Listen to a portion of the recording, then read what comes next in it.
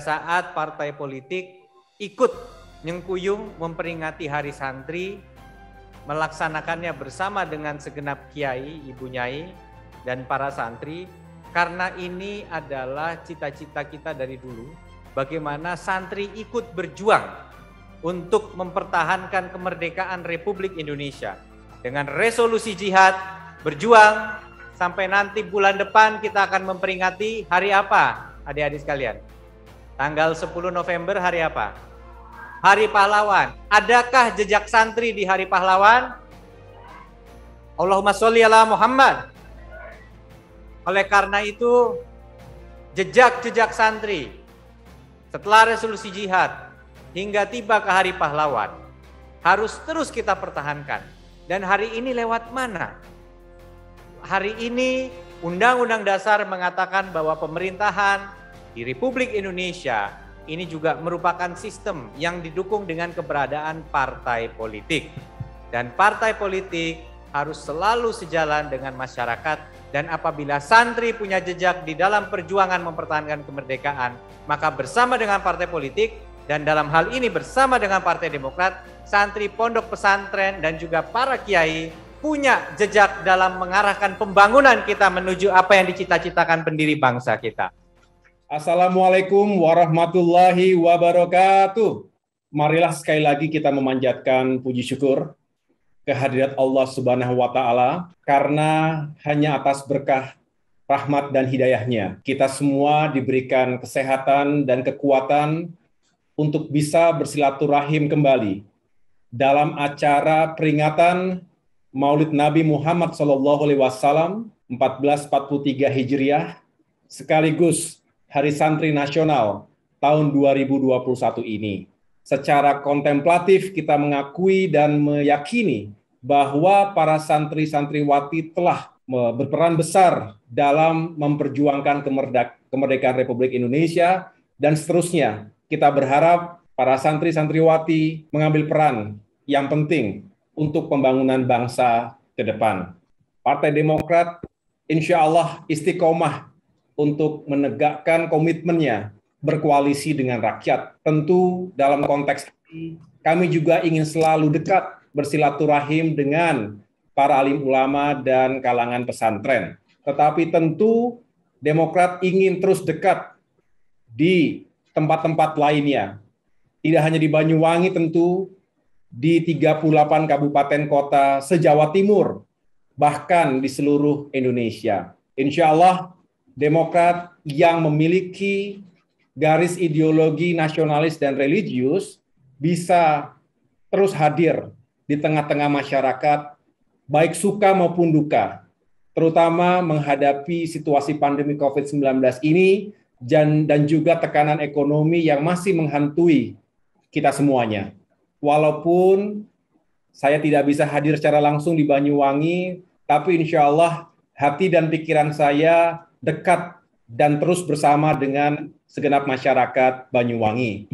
Marilah kita sedikit melakukan kontemplasi dalam memperingati Maulid Nabi Muhammad SAW pada 12 Rabiul Awal, tahun gajah, atau diperkirakan sekitar tahun 571 Masehi atau 1450 tahun yang lalu. Dunia diberkahi dengan kelahiran seorang pemimpin besar, pemimpin yang berakhlak dan berperilaku mulia, yakni Nabi besar Muhammad SAW. Dengan kemuliaan akhlaknya, Rasulullah berhasil menjadi pemimpin yang mampu menyatukan umat di tengah perbedaan yang ada. Melalui Piagam Madinah tahun 622 Masehi atau di tahun pertama Hijriah, Rasulullah berhasil membangun jembatan komunikasi dan konsensus untuk menentukan pola hubungan yang damai antar sesama umat, baik antara kaum pendatang dari Mekah, kaum Muhajirin, dan penduduk asli Madinah, kaum Ansor. Selain itu, Piagam Madinah juga mengatur pola hubungan yang baik antara umat Islam dengan kaum Yahudi dan Nasrani ketika itu. Sehingga Madinah menjadi kota berperadaban yang tinggi, yang damai, berlandaskan supremasi hukum dan syarat dengan sikap saling menghormati satu sama lain. Mengapa umat yang berbeda itu kemudian patuh kepada Rasulullah karena beliau adalah pemimpin yang berakhlak mulia, yang bersifat sidik, benar kata dan perbuatannya, yang amanah, dapat dipercaya, yang tablik, aktif menyampaikan kebenaran, dan yang fatonah atau yang cerdas. Selain itu, dalam setiap dakwah dan perjuangannya, Rasulullah selalu menggunakan cara-cara yang tegas, namun tetap santun, bil hikmah, dan memberikan keteladanan atas petunjuk yang diberikan kepada umatnya. Karena itu, hikmah Maulid Nabi Muhammad SAW pada 1443 Hijriah ini, marilah kita semua merefleksikan diri dan belajar kembali untuk meneladani Nabi Muhammad. Karena setiap diri kita adalah pemimpin, dan khususnya bagi mereka yang saat ini mengemban amanah sebagai pemimpin, baik di jajaran eksekutif maupun sebagai wakil-wakil rakyat di jajaran legislatif. Marilah senantiasa menjaga amanah dan akhlak yang mulia. Kita juga harus menjadi yang terdepan, mencegah terjadinya polarisasi akibat praktik-praktik eksploitasi identitas untuk kepentingan politik. Itu semua hanya akan menghancurkan persatuan dan kerukunan yang selama ini bangsa Indonesia rawat dan perjuangkan, yang selama ini para santri dan santriwati juga perjuangkan. Untuk itu, peringatan Maulid Nabi Muhammad SAW hendaknya menjadi pengingat kepada kita semua, agar selalu berusaha menjadi individu sekaligus pemimpin yang berakhlak dan mampu menjadi pengayom bagi seluruh anak bangsa. Pemimpin yang baik adalah pemimpin yang bijaksana, yang mampu mencarikan titik temu, kalimatun sawah, di atas seragam perbedaan, yang mampu mencari titik lebur, yang mampu mencari melting point, kebersamaan di atas perbedaan, di atas kemajemukan bangsa Indonesia, untuk menjamin tegaknya fondasi persatuan Indonesia, unity in diversity. Mari kita jaga fondasi persaudaraan kita juga, baik dalam konteks ukhuwah Islamiyah, ukhuwah watoniyah, dan ukhuwah insaniyah. Kita hidup selamanya berada dalam spektrum perbedaan dan keberagaman tadi. Oleh karena itu, marilah kita hentikan eksploitasi perbedaan dan keberagaman di antara kita, karena sesungguhnya Islam sebagai agama yang benar-benar ingin membawa kedamaian untuk semua, ingin membawa kemuliaan untuk semua, harus bisa menjadi jangkar yang kokoh bagi terwujudnya kerukunan dan persatuan di negeri Indonesia ini. Sedangkan dalam memperingati Hari Santri, kita juga tahu bahwa peringatan Maulid Nabi kali ini juga berdekatan dengan peringatan Hari Santri yang setiap tahun kita ikuti pada tanggal 22 Oktober.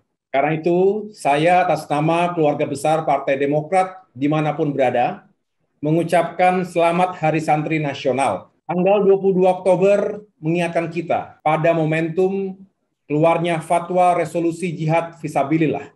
Kaum santri adalah juga penjaga daya tahan negeri dengan terus menjadi poros kekuatan Islam yang moderat, yang progresif. Kaum santri telah menjadi salah satu jangkar kebinekaan dan penjaga keseimbangan sejak era pemerintahan Presiden SBY yang kini dilanjutkan Presiden Jokowi. Kita telah memulai dengan menginisiasi beasiswa santri. Kita berharap dengan tetap mempertahankan tradisi khas kebudayaan dan juga pendidikan pesantren yang senantiasa mencerdaskan, para santri juga harus terus kita dorong untuk melakukan akselerasi, meningkatkan kualitas, kapasitas, kecakapan, pengetahuan, dan keterampilan agar mampu melakukan dialektika dengan perubahan zaman, perubahan sosial yang diwarnai dengan kemajuan teknologi, terutama teknologi informasi dan komunikasi, serta berbagai disiplin ilmu yang kontemporer saat ini. Karena itu peringatan Hari Santri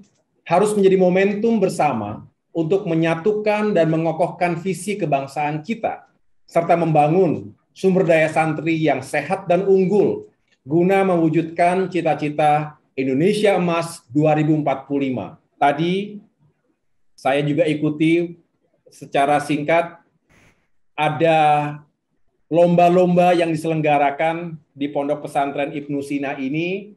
Tadi Mas Emil Dardak juga sudah menyerahkan penghargaan kepada para pemenang lomba. Saya mengucapkan selamat. Bagi yang belum menang, jangan kecil hati. Selalu ada kesempatan untuk terus meningkatkan kapasitas diri. Lomba-lomba ini harus menjadi sarana, menjadi fasilitas yang baik untuk kembali meningkatkan kapasitas diri para santri dan santriwati. Saya berharap forum komunikasi Kiai Langgar juga dapat terus dimakmurkan, dapat terus diperluas pengaruhnya, tidak hanya di Banyuwangi, tapi juga di Jawa Timur. Mas Emil Dardak, saya titip, kalau bisa ini inisiatif yang bagus untuk bisa diterapkan di kabupaten kota lainnya. Tentu dengan demikian, Demokrat tanpa harus banyak berkampanye, langsung menunjukkan atau memberikan bukti nyata, bukti yang konkret bahwa selamanya Demokrat bersama dengan para kiai dan para alim ulama, juga pondok-pondok pesantren. Selamat Hari Santri, sesuai dengan temanya yang saya tahu tahun ini adalah Santri Siaga Jiwa Raga. Tepuk tangan untuk para santri dan santriwati sekalian. Assalamualaikum warahmatullahi wabarakatuh. Waalaikumsalam warahmatullahi wabarakatuh. Saya Maskur Ali, pengasuh Pondok Pesantren Ibnu Sina, menginformasikan pada panjenengan, alhamdulillah kurang lebih ada 160 kiai pengasuh Pondok Pesantren dan Kiai Langgar di Kabupaten Banyuwangi bergabung kepada Partai Demokrat Kabupaten Banyuwangi. Alhamdulillah. Karena para kiai punya alasan yang namanya Partai Demokrat, keperpihakannya tidak kepada kekuatan dan kekuasaan, namun Partai Demokrat keperpihakannya kepada rakyat, dibuktikan bahwa yang namanya Demokrat koalisinya tidak kepada pemerintah tapi koalisinya kepada rakyat. Selama ini para kiai utamanya yang ada di dalam Jamaah Nahdlatul Ulama keperpihakannya kepada kejujuran dan keadilan, bukan berpihak kepada kekuatan dan kekuasaan. Jadi sudah klop, makanya para kiai banyak yang masuk kepada Partai Demokrat. Melihat dengan kecerdasan panjenengan, kepiawaian panjenengan, optimisme panjenengan, para kiai bisik-bisik selalu mendoakan kepada panjenengan. Mudah-mudahan panjenengan diberi kesehatan dan umur panjang. Amin. Dan berikutnya besok tahun 2024 panjenengan bisa menjadi Presiden Republik Indonesia. Terima kasih sekali atas doa dan harapan baiknya. Saya sangat terharu tentunya jika mendengarkan apa yang Pak Kiai sampaikan tadi. Tentu saya berupaya sekuat tenaga untuk berjuang bersama seluruh kader Partai Demokrat untuk terus memiliki kebersamaan dan memperjuangkan pondok-pondok pesantren di Jawa Timur khususnya. Benar yang tadi Pak Kiai Haji Maskur Ali sampaikan bahwa insya Allah yang namanya kebenaran, kejujuran, dan keadilan itu langgeng. Berbeda dengan kekuasaan yang tidak didasari oleh kebenaran, kejujuran, dan keadilan tadi. Tentu kami tidak berharap meraih kekuasaan di jalur politik dengan cara-cara yang tidak dibenarkan oleh agama. Nah, dengan demikian sekali lagi kami bermohon agar senantiasa Pak Kiai dan para ulama lainnya teruslah memberikan masukan-masukan, kemudian juga wejangan-wejangan, nasihat-nasihat yang tentunya memiliki nilai-nilai kebenaran, kejujuran, dan keadilan tadi. Assalamualaikum warahmatullahi wabarakatuh. Perkenalkan dulu, nama saya Muhammad Aditya Putra Pratama. Sebelumnya saya ucapkan terima kasih karena dengan adanya Partai Demokrat bersama dengan para alim ulama berhasil menyelenggarakan acara Maulid Nabi dan juga perayaan Hari Santri Nasional tahun 2021 ini. Dan alhamdulillah saya juga yang menikmati karena saya juga berjuara di sini. Sebelumnya saya ingin memberikan satu pertanyaan. Sebelumnya melihat track record dari Partai Demokrat, beberapa hari ini ada survei elektabilitas dari Litbang Kompas yang menunjukkan Partai Demokrat berada di urutan kelima dengan 5,4%. Bagaimana kemungkinan kelanjutannya sampai tahun 2024? Apakah mungkin bisa menggeser 4 partai di atas atau semakin ke bawah? Tapi harapan kami, nggih kula, semoga Partai Demokrat bisa terus naik dan insya Allah bisa menjungkalkan 4 itu. Tapi seumpama tidak bisa menggeret 4 partai ke bawah, 4 partai ke atas ini, siapa tahu panjenengan saged niru caranipun Gus Dur.